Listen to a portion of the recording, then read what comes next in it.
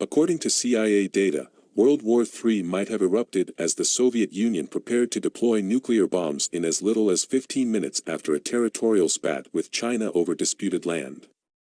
When the Cuban Missile Crisis arose after Soviet Premier Nikita Khrushchev consented to Fidel Castro's request to station nuclear weapons in Cuba, the world came dangerously close to nuclear war.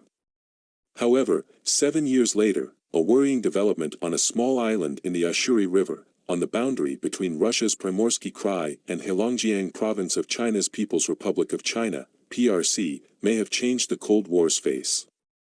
It wasn't East versus West, rather, it was East versus Far East. The Union of Soviet Socialist Republics is depicted in the red corner, during the height of its military expansion under Leonid Brezhnev's iron hand. The People's Republic of China, in the other red area, is undergoing a cultural revolution under Chairman Mao Zedong. Chinese border guards and People's Liberation Army, PLA, soldiers ambushed a unit of Soviet KGB border troops on March 2, 1969, on what CIA analysts believed were direct orders from Beijing.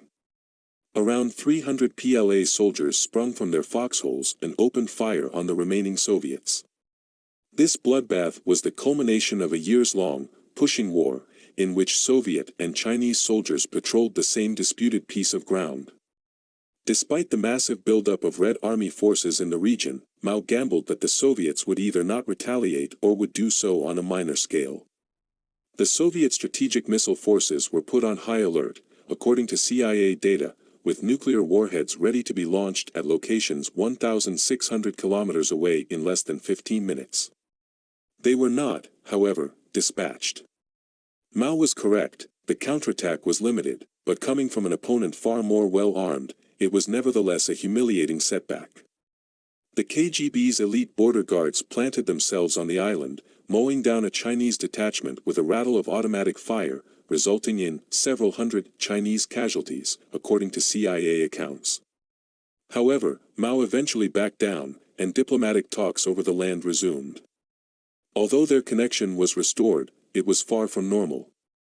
The West was taken aback by the rapid deterioration of relations between China and the Soviet Union.